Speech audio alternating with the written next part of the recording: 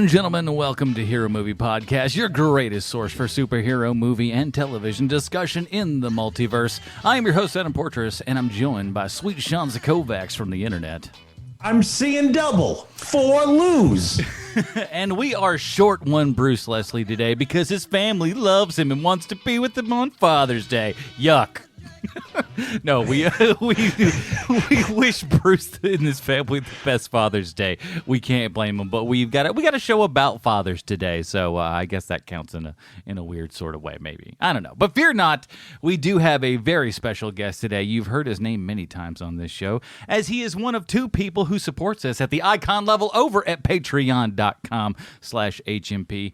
So, you know, when you support this show as long as he has, and at the level that he has, it's got its perks. So, ladies and gentlemen, welcome to the show, Sir Slick Derek the Nightbard, or just Derek for short. Derek, welcome to the show, buddy. I, too, wish I had a mech suit that made my thighs bigger. Mm-hmm. All over the place. See, this is why I was so happy, like, you know, for people that have the Patreon and everything, they heard kind of the pre-show and stuff like that. We knew kind of right away that Derek was going to fit in quite well. He knows every trope of the show and all of the other junk that goes along. So, like, this is going to be that time where, you know, you're listening to a podcast, because I think we all do this. You're listening to a podcast and you're talking back at it. This time, you're in that podcast. So, welcome to that weird world, buddy. Oh, thank you. Gonna Great to be strange. here. So we are back this week to talk about the second half of Modok on Hulu. But before we get to that, we do want to say a big thank you to the people just like Derek who support us over at patreon.com/HMP. Those brave and sexy people get the pre-show, post-show dingers out, and of course, voting on the movies that we watch each month. And we're going to be coming up with some of those movies not too awful long. So Yeah, and if you think that's not a big deal, getting your own nickname for HMP, I mean, the 21st century giant Stymel time, get out of here. I mean, and at a better value? I don't think so, my friends. Do not think so whatsoever. So if you would like to get to vote on what we watch, pre-show, post-show, Dinger Zone, and get yourself a nickname, head on over to patreon.com/HMP and join today, however big or small, whatever it means to you. And we really appreciate everybody else. Derek, what do you get out of supporting this show other than getting to guest star on the show at some point? I signed my checks, Sir Slick Derek the Nightbard. And then we That's appreciate so, so do you like your HMP nickname? I love it. Oh, that's awesome. Very good. It is glad to hear. I got to laugh out loud all by myself, all alone. Here I am. Ha ha ha. It's the wind. But do check us out, patreon.com/HMP. It's been a while, but guess what, you guys? Bale's here. Oh, it's been too long since we've heard that. Mm-hmm. Man, it feels good. This week we got an email from another one of our Patreon supporters, Jim from the Philippines. Jim writes, "Hi, Adam, Bruce, and Sean." I'm going to say Derek in there as well. He didn't write that, but he didn't know you were hosting this week, so we're going to throw you in there just for good. Thank you. Just for good measure. How's it going, guys? Hopefully all is well. I was wondering if the Netflix animated series Trece, or Trece maybe, is available over there, so maybe you can review it too. It's based on a Filipino comic book that goes by the same name, and it features some of Philippines folklore and mythos.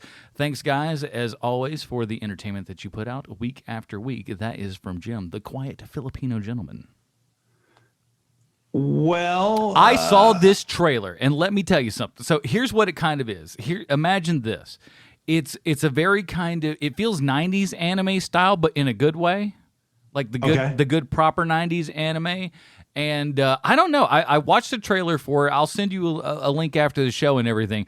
I like it well enough. It's a little television series. I forget how many episodes it is, but it's not a ton, thank God. But I wouldn't put us past at least looking at the first half of these at some point within the next month or something. But it looks like one of those that we may certainly like on this show. Just That's cool. That's cool. I'm seeing now that it is available here. So Yeah. we should totally take a looky, Lou. And ladies and gentlemen, it's that easy. Just be one of the people on Patreon. Write in and say, "Hey, I'd like for you to try to watch something," because we are always kind of scratching our heads that, like, you know, where we should go, what we should do, and steer the boat in the right direction. And our Patreon supporters are really the best people to help us kind of guide the HMP. Is that right? Is that how you do that sort of stuff? I don't know. I don't have a trailer for Modok this week because it would be the exact same trailer that we played last time. So we're not going to be doing that. I'm Modok. There you go. It's pretty close to that, but that was in 2 seconds as opposed to 60. So you won, I guess. Bruce is missing in action this week, but that doesn't mean we don't have one of these. It's time for Bruce's Comic Book Connection. And this week, to save you all from the pain that would be me reading this, Derek has decided that Thank you, Derek. dutifully You've saved stand up. Everyone, you have saved us all. He Thank will you. fall on Hold that your grenade. applause. We'll see. We'll see. Derek, you have the floor.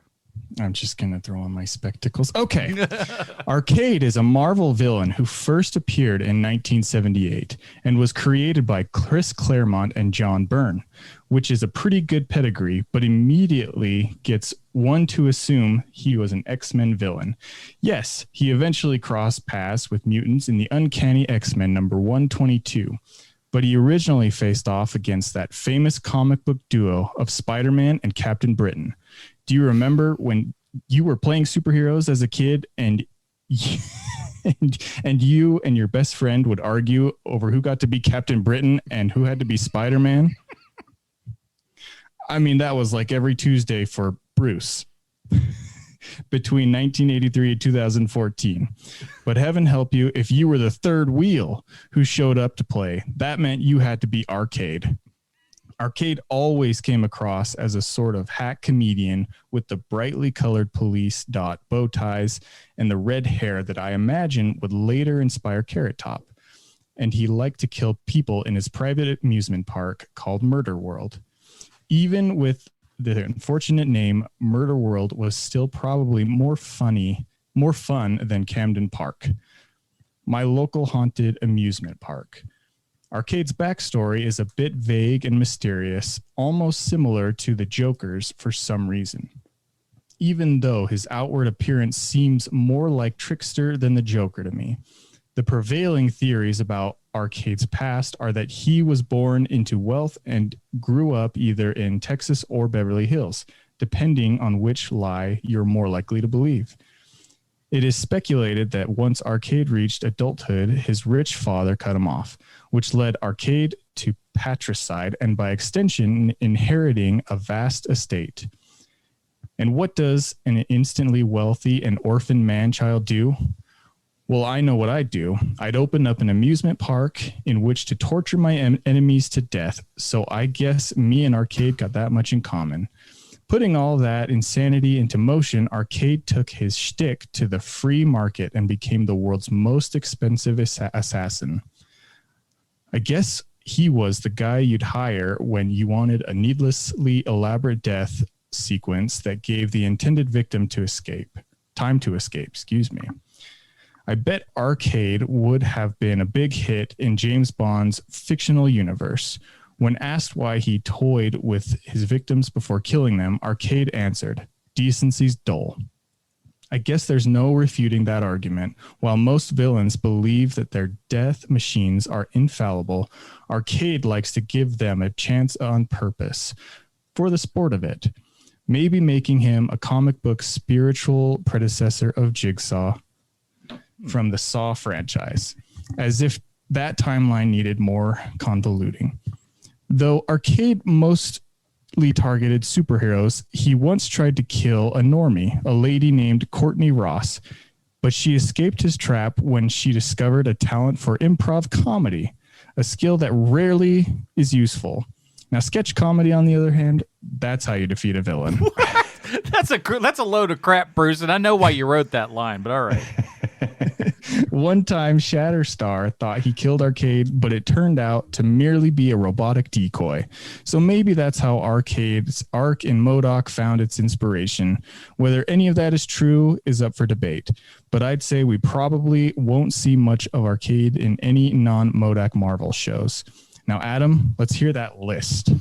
Yes, if that comic connection wasn't enough, let me sell everybody on Modok Season 1, Part 2, because this bad boy has literally everything in it. Head chomping, hand chewing, animal attacks, creamed corn, Wonder Man, loose hot dog party, thick thighs, a drunk gun, diving into a garbage can at a Hardee's, giant rabid squirrel, boom mic humor, Brian Posehn, screaming goats, Crowleen, Partridge Family action, Ken Burns action, hot diarrhea talk, attempted suicide by drowning, ice skating, murder world, experimental surgery, sausage eating, bumping uglies in a graveyard, a world where everyone has a locket, manatee skin play, Cape Fear, The Fly, Night Court, the most accurate cold readings ever, Audi belly, butted and wiener discussion, child lasagna party poops, and an ending you'll either love or hate. This show has it all. Is that all? There is a lot to the second part of Modok. With all of that being said, it's okay. Yeah. Like, it's not a show where if we didn't have this dumb show, I never would have watched all of it. And we've seen all of it now. I mean, what we get this season, that's it. We're done. So you think that this is it? We are donezo with Modok as far as this particular franchise is. Well, doesn't it feel like Disney Plus is stepping on the neck of Hulu so that they can just take it all over to Disney Plus? Don't you think that's what's happening? That may be true, because there were a couple other of animated programs that I don't want to say they were, dissimilar to this, but at least it was kind of the same sort of idea. You had what was it, Man Thing and what's it, Howard the Duck? A couple of other options out there. There were like 2 or 3 other different things that they were putting in there, and this was the only one to survive. Oh, they were already into production. Well, that helps. The way I believe. But the thing about the show, and I've said it before, is that it's fine. It's just fine. There are parts where it'll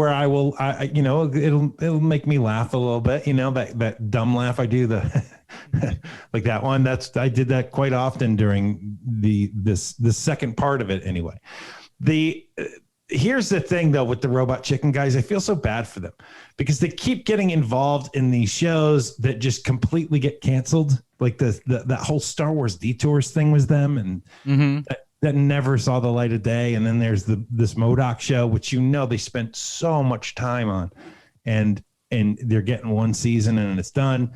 They have, thankfully, they're smart enough guys where they'll keep doing stuff, I'm sure. But it sure feels like they get involved with a lot of projects where they're like, we're going to give you the first half of the money up front, and they never get the second half of the money. Derek, what did you think of the season overall? I mean, because you've watched all of them, I would imagine. I sure did. I gave up last time you reviewed it, probably after the 3rd episode. Mm-hmm. I couldn't really get into it. It's like Sean said, it's fine. I wasn't overly excited. I will say though, having watched the last bit of it, I did enjoy it just a little bit more than the first couple episodes. But some of the I unlike Sean, couldn't find myself really laughing at much, but it's fine. I'll tell you, Derek, I think that half of this is your age. Because a lot of these jokes are like fastballs for Gen Xers like me, where it's like, oh, look what they just did there. They just referenced the thing that I haven't thought of in 25 years, and so I'm going to laugh. And, that's part of the humor of the show. It didn't make me laugh out loud hysterically, but it made me do the, where it's almost like a Beavis kind of, butthead. It's almost like a butthead laugh that I have that makes me insane that I do it, but I do it.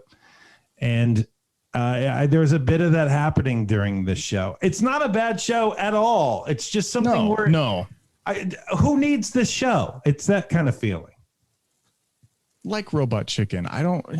Who's it for? I don't know if anybody really needs it. It's the kind of a thing where 5 minutes of it goes a whole long way. Like if they had a super cut 5 minutes of the funniest things that ever happened on Modok, I would totally watch that and just enjoy the hell out of it. But what I don't need is 6 hours of Modok. Well, it's not 6 hours. It's like maybe three. All together? Yeah, there's 10 episodes. They're about 23 minutes apiece. Yeah, you're right. So yeah, and to me that was like I now now okay. I as much as this is where I hate saying things out loud sometimes. As much as I lament having to pay for Hulu for certain things, and it's nice when things like this come around where I do get to watch and it makes me feel like I have that. That also said, because I am the type of person that I am, I'm a tiny bit bougie, so I pay for the Hulu with no ads. So I could see how watching ads in the middle of this would really make one angry. But yeah, there's a lot of commercial breaks. Although I will say, while I am not the bougiest of TV watchers, the lady who I cohabitate with is. Oh, so yeah. I have no commercials for anything ever. Yeah, I was already a fan of her, but even more so now because that's why she's still around. It's good. Listen, I like this show a lot, and I really am kind of surprised again, like you said, because it is pointing out a lot of things to a crowd that is, because Patton is closer to your age than he is to my age. Mm-hmm. So a lot of things that would directly kind of reach out to you. And I'm surprised because especially I love how this show is debuting or coming out really after the day after Father's Day for this H&P episode. Because this is a father-centric show for sure. And I figured, especially with, kids and stuff, and obviously your kids certainly getting older and everything at this point because you've experienced the whole gamut, as it were. You're just kids are just starting to get into, nice adulthood here and everything. I figure this would be, stabbing at you the most.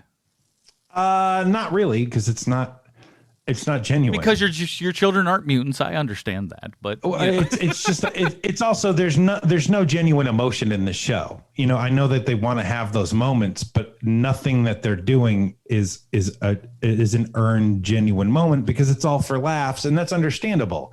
But like it doesn't hit the right beats. It's not like you're watching something. Like just for lack of a better term, like a Spielberg movie, you know what I mean, where everything's about your dad in a Spielberg movie. Like there isn't any of that here, and that's why it just doesn't appeal to me so much.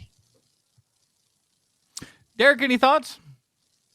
Oh, what about your kids? Does your kids watch it, Sean? Or do they watch it and get any of the references? Oh, he may have cut out. I'm sorry. Go say that again, Adam. I'm sorry. That was Derek. Let's try again. Oh, no worries. Yeah, I was just wondering if your kids watched it, Sean. If they understood any of the references. No, man. No. They like my kids' bank shows. That's the way they do it now. Where like they really want to watch Loki, but I'm talking to them today. They're both like, I'm not watching that week to week. I'm going to wait till it's all done. And at 6 weeks, I'll watch it. And because they watch stuff like that, they're never going to watch Modok because one, there's no appeal to them at all. Both my kids are girls, and anything that is Robot Chicken, for some reason, like dudes gravitate to that. But in my experience, I mean, maybe there's some ladies. I think you're more or less correct, given the audiences that I have seen in person. I'll talk about that in a second, but I think you're right. Yeah, mostly do. And so no. Not only have they not seen the show, Derek, they're never going to watch it. Like even if I had it on and they found something funny, they would still walk past it. Like they might chuckle a bit and then move on because it's like, oh, that's one of Dad's shows. I'm not watching that. It's like other people and their parents in Home and Garden Network. They just go like, "Oh, isn't that sweet? Keep on moving through the living room. I don't care. I don't care about this show. I don't care about these people. Who cares? Let's move on." Don't you like it though? Yeah, no. It's not a terrible show. There's a lot that I do like about it. Like there's the fight scene between Modok and his whatever, his assistant lady. The animation in that was really fun with the little 8-bit and the. Yeah, it goes into this whole video game motif and everything where it is like they take some chances stylistically on this show, and every now and then they'll go off into a weird little path that you're like, what are they doing here? This is wild. And then they just jump back to their regular stuff. And the show has a lot of guts doing strange little things like that here and there. That's another thing that I think is like, take your Robot Chicken, because this is obviously who this is from. The quality of product that is coming to the table here comparatively to Robot Chicken is light years beyond, really. From a lighting standpoint and everything to just how it is shot, it is immensely better. And the sound really is, as far as an animated show goes, probably the best sound I've heard in any animated show in the last probably 5 years. Well, it's done really well. The biggest jump is the mouth, because the mouth movement on Robot Chicken is poor. Oh, and they kind of lean into how badly it's done. Whereas with this show, they want it to be good, and it looks great. And, Modok has that giant Donkey Kong sized mouth and stuff. And that part's great. Like, I like all of that. Again, like Derek said, there's a lot to recommend this show. The cast is great. I mean, you've got John DiMaggio, for God's sake, as a character on this show, like as a throwaway character, basically. Robbie, the guy who's missing an arm, that's John DiMaggio. I mean, why are you using John DiMaggio there? But okay, I've always feel like he will show up for a paycheck if somebody just goes like, "We got $50 and a ham sandwich if you want it." I'm already there. You said ham sandwich. Dude, you're Bender. Like, what are you doing? I just love it, bro. I get to show up to work in sweatpants every day, and I don't even have to shower. God, I love Hollywood. I'm sure that's what he says. And Ben Schwartz, he is really just carving out his niche, isn't he? He is. He is leaning into whoever Ben Schwartz's character is. I don't know that this is who this man truly is in real life, but God, it's especially with this little character, it's just adorable as all hell. The same thing goes with Sonic, for crying out loud. He's the voice of Sonic in the new movie, and I had my reservations. I was like, John Ralphio is Sonic. I don't know about all this, but love him. He is just you like the guy. He's just got a very likable personality, it seems. He's a good voice talent too. Oh, yeah. I mean, quite honestly, he can really affect the pitch of his voice, which really works for Lou specifically. And I just like him as a voice actor. I haven't seen him in a ton except for as John Ralphio in live action stuff. Mm-hmm. Do you know anything else he's been in besides Parks and Rec? He's in Space Force. Yeah, it's Space Force for a hot minute. Outside of like the Sonic movie, I'm trying to think off the top of my head. Let me look at his thing real quick. Nothing that super sticks out outside of your regular. I'm sure there's somebody who's listening to this right now just screaming at the top of their lungs. You idiots! He's in BoJack Horseman, you piece of garbage. That's the best part. Like, have you ever met these people that love the BoJack Horseman? My word, will they talk about BoJack Horseman until the cows come home. I feel like that's got to be a great show, but as much as people have talked about it, I don't think there's any possible way that it could live up to the hype that people have given BoJack Horseman. First of all, that name alone. You're going after BoJack Horseman, right? I've never seen it. I'm just saying it's one of those. How did we get here? Ben Schwartzman. Yeah, your blazing hot take on BoJack Horseman. I'm telling you, people have been saying it for years behind the scenes, but I'm finally putting it on Front Street where everybody can see it. You're welcome. So do you guys know, is this computer animated or is this stop motion? I believe it's both. I mean, I don't know what the ratio is, but just looking at it, it's got to be both. they just don't have the money or time to be able to do it all. Yeah, stop it feels like it's got to be that combo of something. And frankly, I think that's a good sign for the show is that when you watch it, it is hard to go like, what's CG? What are they doing practically? I have no idea, and I think that's a hallmark for how good this darn show is, at least craft-wise. So, Yeah, Adam, I it couldn't sounds... tell. Yeah. I mean, the fact that you can't see the seams is a pretty good indicator. I totally agree. But Adam, it seems like you really like the show. Yeah, I did. I like the first half a whole bunch. I like this second half. To me, this is it's a good family drama kind of thing. I like the fact that we find out that his wife is also kind of a scummy person too. So like they're kind of made for each other in a way. In a weird way.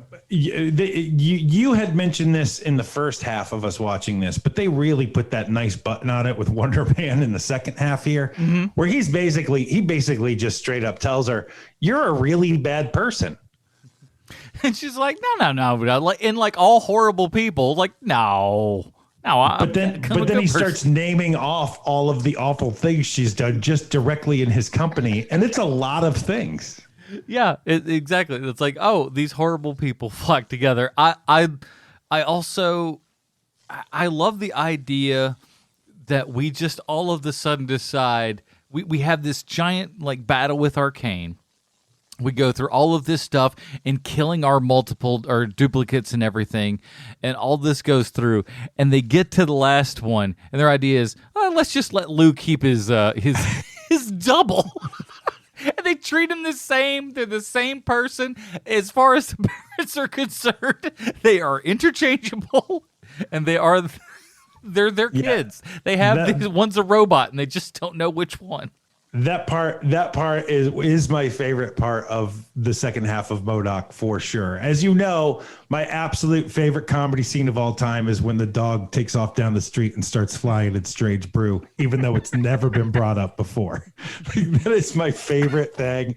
And so to have, like to have Arcade set up the rules of engagement, and then they have to follow the rules of engagement, and then they go, well, we're going to follow the rules, but not for Lou. We want 2 Lou's. There's something very funny about that for me. We want to have them around, and as a family, they're not conflicted at all. It's just called, these are my children.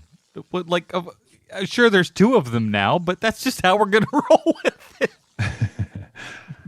I can't imagine just picking up another child but at the great time too, though, is they have the awesome forethought to put in like some frankly unnecessary dialogue, but it's super fun where he basically goes, he eats half of what he would normally eat anyways. Yes. So the budget for our family and everything is the same. So it's not like we're feeding 2 mouths. We're still feeding just the one. So, like there are certain things about this show because I've been hitting it pretty hard, but like there are things that I really like about it. Like John Hamm as Iron Man is such a nice touch, and they don't use him very often. And they have like, like whenever they show up from time to time, or like when Modok shows up to sell him his shares of AIM, like things like that. That's all very funny to me. And the way that they figure out how to move story along, it's the part that makes the show have no stakes and no consequences, but it's funny at the time. It's one of those things where like it's the difference between the early days of South Park and South Park now, where there are circumstances that are set up in the beginning of South Park where they just throw a bunch of stuff in because they think it's funny. Whereas these days they concentrate more on the plot and then they work their jokes around that story.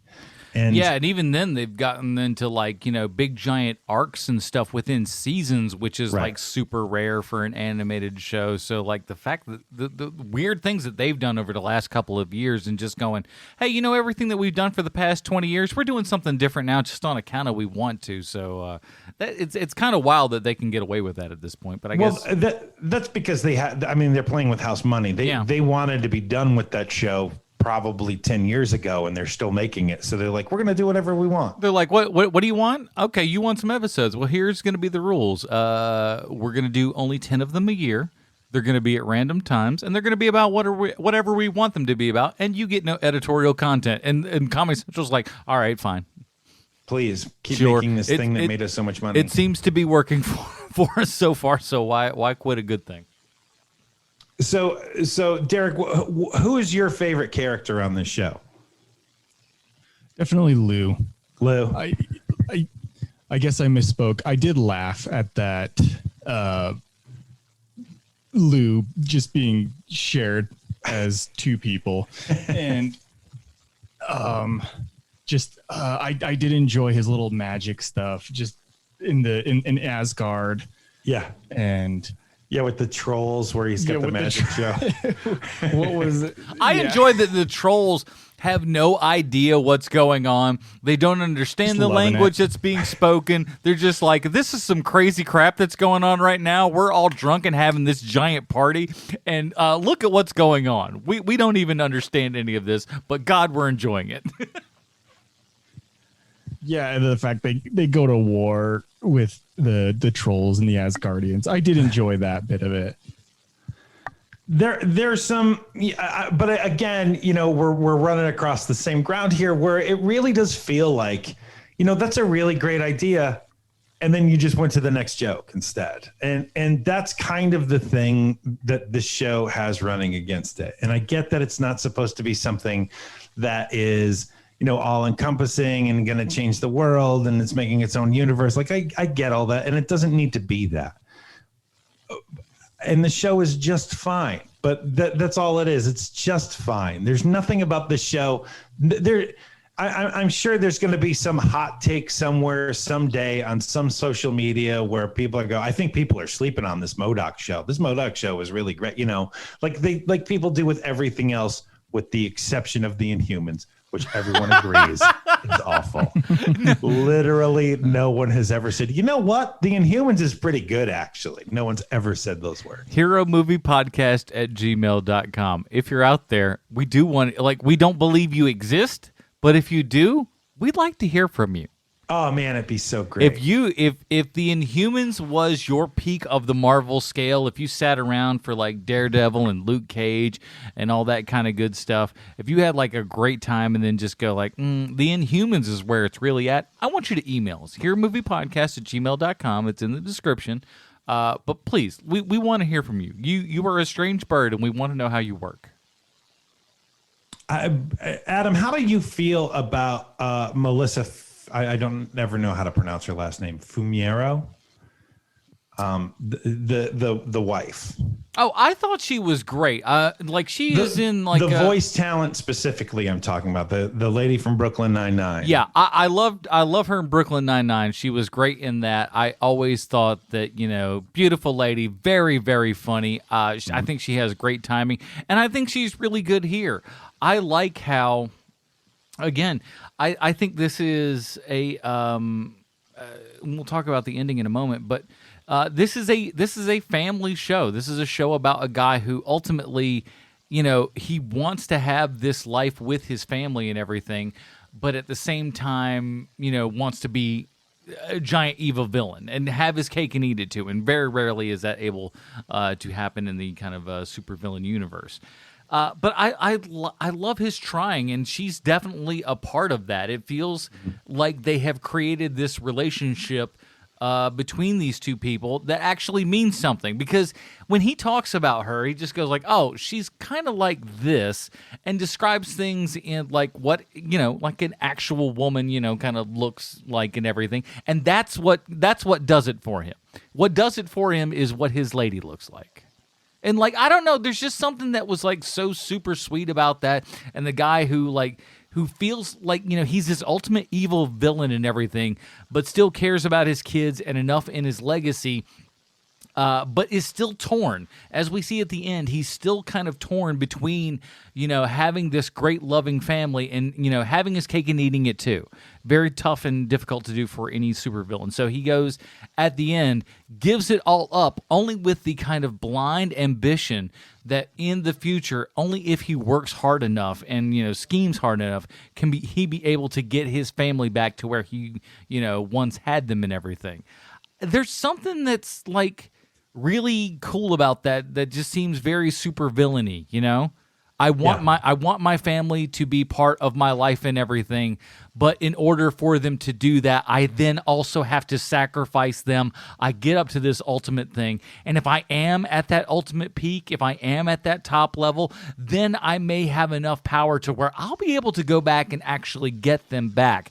And it's a really to me, it's an interesting character study for, what many have deemed Marvel's kind of goof boy.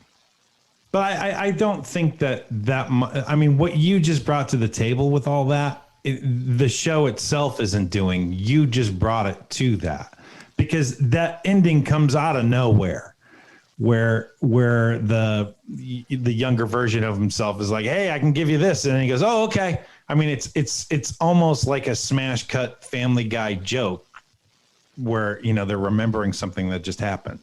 And I almost thought that that's what they were doing. Just by the way that it happened so quickly. Right. I thought it was kind of a flashback or like a flash to a possible future or something, right, where like this could have happened. Yeah. And it turns out that it did happen. And I kind of like that it had the guts to do that in a show that, may not come back for a second season, more than likely, if we're honest.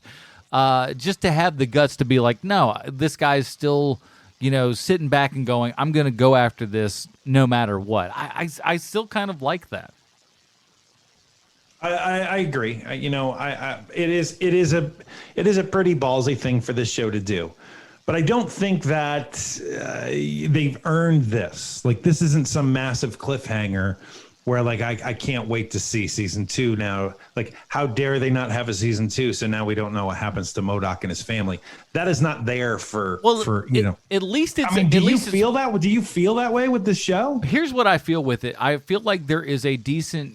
It's left open with that chance of like, hey, here's where season 2 could go if and that happens to be a thing that happens.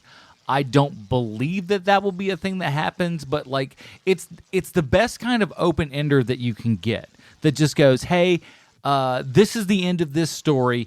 It ends here if it's indeed ends here and we don't make any more episodes. We are finalized in that.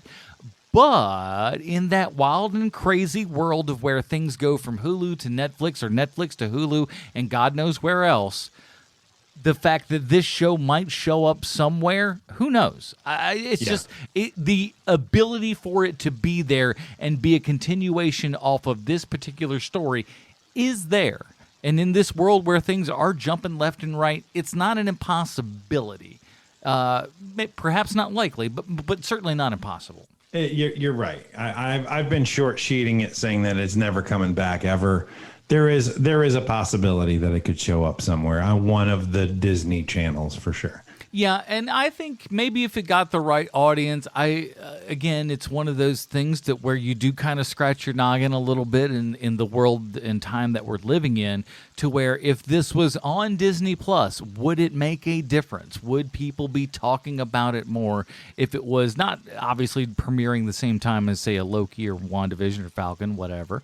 But if it were, outside of that time and debuting, would people be talking about that as they do these other things? I don't know. I mean, Disney it's certainly Plus, not Disney serious Plus already has one of those shows that they've been airing for the last 7 weeks, and no one's been talking about it, which is the Star Wars Bad Batch show. Yeah, no one cares. Yeah, it's like a handful of people, and then even them are you still kind of got to jangle the cage a little bit before they realize what's going on. No one under the age of 12. Right. Exactly. And it's one of those things too, where, like I'm going to come clean. I've watched every episode of the Bad Batch. I was going to ask, but there's nothing to talk about. There's literally nothing to talk about. There's nothing where you're like, oh, wow, that was really great the way that they did that, because it's just it feels tossed off. It feels like like debris from something that used to exist is literally what it feels like, dude. And now that Filoni, has the reins, Filoni's like, you know what? I want to go back to that. We're going to go do that. And people went, absolutely, Dave. You got it, Busta. Sure thing, sir. When Nice hat, Mr. Filoni. I saw on the internet that just got, like, this announcement made me just go like, maybe I was right to ignore the Bad Batch. Was when they just go, welcome back, ladies and gentlemen, the Martez sisters. And I'm like, no. Oh yeah, they showed up. Oh, God, the Martez sisters they made an appearance. It was not great. Oh boy, was it as Martez sisters as we've been accustomed to over the years? It's a little bit better only because you don't have to have the dumb pathos that comes with the Martez sisters, where it's just two episodes of them staring off into the middle distance saying how awful everything are we is. still sitting in this same exact jail cell for no particular reason? I know the episode started like that, it ended like that, but who's to say? It's not that. It's definitely not that, because there's a lot of running and gunning, because you got to have the big dumb guy go, oh yeah, like he's Kool-Aid Man, and then you got Rambo, and then you got the the computer guy, and then also the tech guy. Okay, that's what they got. So that's what they got. Anyway, did they kill people? I heard they killed people on this show, like the I've seen sniper guy or something. It's kind of like the Teenage Mutant Ninja Turtles kill, where like they'll throw a dude out a window and they just leave it. Like, we're not going to talk about the fact that we just threw this guy out of a Star Destroyer. He might be landed in water. Shut up. Exactly. We're not gonna talk about it, but we're pretty sure that the guy with the one arm is just murdered. It's a plume of smoke. We're sure he's still alive somewhere in there. Who's to say? You don't know. He just murdered someone in front of an 8-year-old. It's fine. It's allowable. It's on Hulu Plus. It's fine. Listen, I don't know why, but I tend to no. Okay, so Wonder Man. First of all, do you guys have any? I've never really. I don't think I've read. Maybe he's been in the background of a comic or two that I've read, but I don't know that I've ever read a book starring Wonder Man. Derek, I'm going to talk for a very long time, so you should get your licks in now. Okay. I've never heard of him, but he seems to be the type of character well suited for Modok. Yeah, oh, for sure. And having him voiced by Nathan Fillion is perfect, because he's an Avenger, but he's the kind of Avengers from the comic books that is something that Bruce really loves, but I don't know how many other people do. Where like Jack of Hearts and like Tigress and all of these Black Knight characters I don't care about at all. We're in the Avengers for way too long, and Wonder Man is one of them, with this exception. There is a trade. It's one of the first trades that ever came out, and it's called Emperor Doom. And Emperor Doom is awesome. And it kind of goes around where it ends up where Wonder Man is the only Avenger standing. And Emperor and Doom has completely taken over the earth. And Simon, who is Wonder Man, has been in like a stasis chamber because Tony Stark's trying to figure out if blah, blah, blah, blah, blah with Wonder Man. And so when he gets out of the stasis chamber, he is unaffected by whatever it was that Doom did to have everybody under mind control. And so it is up to Wonder Man to stop Emperor Doom. And it's this fun little story. It's probably about 100 pages. It's not super long. I'm sure it does not hold up. I'm sure, actually, as I'm saying this, I'm sure it's terrible. But when you are a 14-year-old boy and there is a 100-page story where Doom wins, you're like, oh my, this is the stuff that I am looking for sure. And so I don't have a soft spot in my heart for Wonder Man and Simon. I think that he is a throwaway, terrible, awful character, which I am quite sure Bruce Leslie is going to be very upset that I just said all this about Simon. How dare you? But that one story is wonderful, and Simon is a very cool character in that story. And so if you ever want to read something that's Wonder Man centric, check out Emperor Doom. It's pretty cool. There you go. Yeah, I thought that, and I did like eventually how the lady who is like interviewing her and everything for her book and stuff actually turns out to be the robot. What's his name again? The robot? I forget off the top of my head. But when the robot goes through, it just goes, it becomes the lady who just goes, why don't you lean more into your Latin heritage and all that kind of stuff? And it's just like, oh boy. I don't remember that. Super Adaptoid is the lady who's interviewing? Yeah, the blonde lady who's kind of controlling all of her stuff and everything, she ends up that's Adaptoid going through and just being the person who's running all of this and saying like, oh, you should lean into this sort of stuff and you should do this sort of thing. Oh, I should have paid more attention. It's a little all over the place. But again, something that I like more about that. Modok does not pass the phone test in any way. I was on my phone a lot while the show was going on. That was it was just a quick little throwaway. 1 minute it was the lady and then the robot. Yeah, they didn't linger on it by any stretch of the imagination for sure. All right, before we get to our final review here and everything, we do have to ask ourselves one very important question, is how this television show relates one-to-one with Sylvester Stallone. Oh, thank you so much, Adam. I have a prepared statement. Oh. Hey, Sly, how are you this week? My phone is going crazy. Give me a second here. You know, I was thinking, Sly, when most people use the term the Italian stallion, they probably use it in a sarcastic, derogatory manner, don't they? People can be mean sometimes. I know, because one time I got pushed into a pool at a high school party. But it's fine. I only think about it about 3 times a week, even though it happened in the 90s. This week's Stallone Connection is brought to you by The Expendables. There's a guy named Enrico Altman. He's the lead set dresser for Modok. He's got an interesting story. Grows up in East Germany, and after the Berlin Wall fell, he immediately moves to LA as fast as he can and got into the visual effects business. Like Absolutely true story. His first job was working on a video for Cisco, so somebody put in their dues for sure. But most recently, he worked as a model maker for Once Upon a Time in Hollywood. Oh. See, good things happen. But we're talking about my man Enrico because in 2010, he worked as a model maker on the movie The Expendables, a movie starring, directed, and co-written by you. I'm guessing that you probably didn't spend too much time in the model shop, and I can understand why, since you're a very, very busy man. But if I were you and I heard there was a model shop on my movie that I made, I would find any excuse to go check it out. Me and Rico would be tight. I'd call him Germany's most talented fingers, and he'd still call me Mr. Kovacs because I'd be his boss. I'd like to keep things businesslike. And here we are again, Mr. Stallone. That's how you're connected to this sure-to-be-canceled series called Marvel's Modok. And even though I don't dislike the series, I'm glad it's ending because finding a connection to you twice in the same season that's a show that's basically puppets is a lot harder than you would think. I hope to hear from you soon. This is the 360th time we've tried this bit. I'll do better next week. Thank you. Your new best friend, Sweet Shanzi from the internet. The good old try. Well, here at Hero Movie Podcast, we have our own patented Robin rating system. For those of you that don't know, head on over to our Reddit, reddit.com/r/Hero Movie Podcast. It's right there at the top of the screen. Derek, we'll start with you. What is your Robin rating for Modok? I didn't hate it.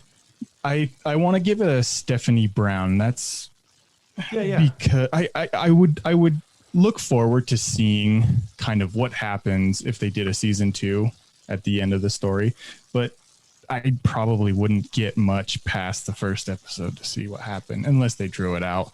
But yeah, it's a Stephanie Brown for me. All right, fair enough. Sean, what do you got? I'm going with a very low Damian Wayne, so not much different from Derek here. You know, it's one of those shows where there are funny moments in this show, to be sure, but it's watching all of this show. I feel like my time has been wasted. I mean, quite honestly, I like the show just fine. I just watched too much of it, maybe. But it's a low Damian Wayne for me this week. I understand all of that. For me, I think I'm going to go just really a solid kind of standard Tim Drake. I really liked it. I thought that it was just a lot of fun, kind of what I was looking forward to. I enjoyed the first half a whole bunch, and the second half just the same. For me, I don't know what it is, but it feels like this show was kind of right up my alley, and I'm I'm all about it. So full season of Hulu on Hulu right now is available. So check out Modok on Hulu, or maybe wherever your country has it, because other countries are different than ours. And sometimes you find out like somebody's got like it's like, oh, that's on Hulu for you, that's on Netflix for us. You ever hear people like that? It's kind of freaky. Well, we're going to talk about some other stuff next week, but in the meantime, Sean, where can we find more of your work on the internet? Oh, geez. We got this podcast we do now called Loki 30 Questions, where each week we see the new episode of Loki and we ask 30 questions about that episode. And my goodness, what a fun time we have. It is just rollicking. So go and check that out. Loki 30 Questions. If you put 30Q into your podcast catcher, it will come up. You'll see it. And you know who else is going to be on Loki 30 Questions this week? One, Sir Derek. Derek, can we find you on the internet anywhere else? Do you have anything that you want to talk about, promote, anything like that? What do you got? You can find my name on every episode of Hero Movie Podcast. Heck yeah! That's right, boy. He's in the show notes. Check it out. Get yourself on that list. And Derek will be joining us for Loki 30 Questions coming up, so do check that out as well. That is it, everybody. We have got it yet again. And so next week, we are going to be talking about our Patreon vote. What those movies are, we haven't quite come up with that yet. We'll do that off the air. But if you're a supporter of Patreon, you'll actually hear those conversations. Patreon.com/HMP. Oh, you see how I'm working in every single time. So check that out over there, and we'll be voting on that, and we'll announce it as well. So check that out. That is it, everybody. We'll join us next week for our Patreon selection for Sweet Sean's and Kovacs from the internet. Sir Slick Derek the Night Bard and the absent Bruce Leslie. I'm Adam Porters. Stay super, everybody. Bye, Marty and Evie. And the cat's in the cradle and the silver spoon. The little boy blue and the man on the moon. When you're coming home, Dad, I don't know when, but we'll get together then. You know we'll have a good time then.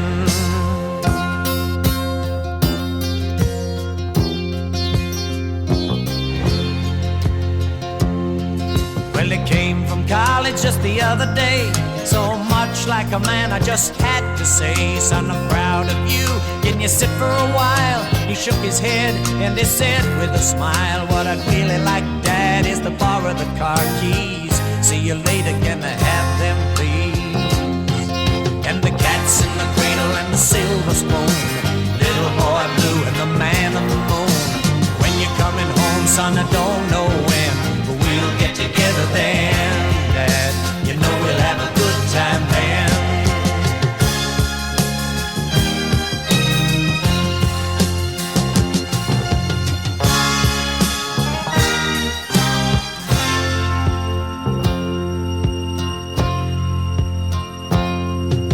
I've long since retired, my son's moved away. I called him up just the other day. I said I'd like to see you if you don't mind. He said I'd love to, Dad, if I can find the time. You see, my new job's a hassle and the kids are the flu, but it's sure nice talking to you, Dad. It's been sure nice talking to you. And as I hung up the phone, it occurred to me he'd grown up just like me. My boy was just like me. And the cat's in the cradle and the silver